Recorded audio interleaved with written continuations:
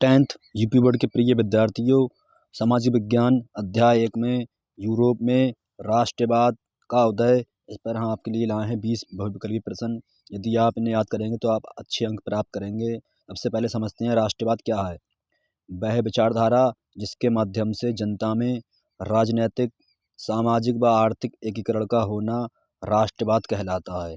इस अध्याय के महत्वपूर्ण बहुविकल्पीय जो कि इस प्रकार है। पहला बहुविकल्पीय यह है कि फ्रांस की क्रांति कब हुई थी। ये 2020, 2022, 23, 24 और 2025 में आया था यूपी बोर्ड में। कब हुई थी इसकी क्रांति फ्रांस की? इसका उत्तर है 1789 ईस्वी में। राष्ट्रवाद का प्रारंभ किस देश से हुआ था? इसका सही उत्तर है 2025, 2022, 2020 में भी आया है, ये है फ्रांस। फ्रांस से राष्ट्रवाद का प्रारंभ यानी कि स्टार्टिंग हुई थी। फ्रांस पर टिक लगा उस पर। नेक्स्ट क्वेश्चन है आपका, नेपोलियन का संबंध किस देश से था? नेपोलियन का संबंध था फ्रांस से। ये ब्रैकेट आप इसमें देख लेना कब कब पूछेगा ये प्रश्न।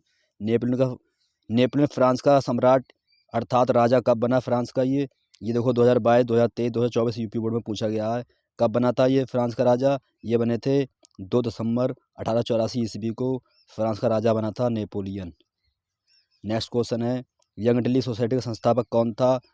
इसका संस्थापक था मैथ्सनी या मैजनी। डी वाला ऑप्शन सही है। नेक्स्ट क्वेश्चन है इसका, फ्रांस में गणतंत्र की स्थापना कब हुई थी? 1848 ईस्वी में। निम्न में से यह किसका कथन है? ये किसकी बात है? जब फ्रांस सीखता है तो बाकी यूरोप को सर्दी जुकाम हो जाता है। ये किसने कहा था? 2022-23 में आया है। ये कहा था मेटरनिख ने। मेटरनिख ने क्या कहा था? जब फ्रांस सीखता है तो बाकी यूरोप को सर्दी जुकाम हो जाता है। नेक्स्ट क्वेश्चन है आपका 8th क्वेश्चन, नेपोलियन की पराजय कब हुई? अर्थात नेपोलियन कब हारा था युद्ध? 2023, 2022, 2024 में आया ये। नेपोलियन की हार हुई थी 1885 ईस्वी। बी ऑप्शन सही है आपका, विकल्प बी सही है। 9th प्रश्न है, 9वां प्रश्न, जर्मनी के एकीकरण में मुख्य भूमिका किसकी थी? अर्थात जर्मनी के एकीकरण का श्रेय किसको जाता है? इसका श्रेय ऑटो वन बिस्मार्क को जाता है। ये एक व्यक्ति थे, इन्होंने जर्मनी के एकीकरण में बहुत महत्वपूर्ण भूमिका निभाई थी। ए ऑप्शन सही है। जर्मनी को किस वर्ष एक स्वतंत्र राज्य घोषित किया गया? इसका उत्तर है 1871 ईस्वी को जर्मनी को एक स्वतंत्र राज्य घोषित किया गया। अब 11वां प्रश्न देखते हैं। इसी सीरीज में पूरे 20 प्रश्न आपके लिए लाया हूँ। जर्मनी संस्कृति में वोक्सशिष्ट का क्या आशय था? इसका वोक्सशिष्ट का अर्थ क्या है? इसका अर्थ है राष्ट्र। राष्ट्र में होता है देश। ये 2022 में पूछा गया है। संसदीय प्रजातंत्र की स्थापना किस देश में सर्वप्रथम हुई थी? 2022 में पूछा गया। इसका सही उत्तर है इंग्लैंड में। संसद की प्रजातंत्र कहाँ लगी थी? इंग्लैंड में। जोसेफ मैसिनी द्वारा स्थापित गुप्त संगठन कौन सा था? इसका नाम था गुप्त संगठन कौन सा था? इसका नाम था जोसेफ मैसिनी द्वारा स्थापित गुप्त संगठन कौन सा था? Young Italy. इसका उत्तर क्या है?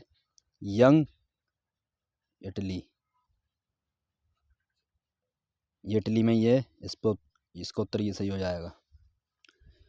1871 ईस्वी में जर्मनी का प्रथम सम्राट या पहला राजा कौन बना था? 2022 में पूछा गया। इसका सही उत्तर है विलियम प्रथम। बी ऑप्शन सही है। इनका पूरा नाम है काइजर विलियम प्रथम। 1715 प्रश्न, 1789 ईस्वी में फ्रांस किस प्रकार का राज्य था? इसका सही उत्तर है सीमित राजतंत्र। 2022 और 23 में पूछा गया है ये। नेक्स्ट क्वेश्चन है 16वां, 1861 ईस्वी में एकीकृत इटली का सम्राट किसे बनाया गया? 2023 में आया ये प्रश्न।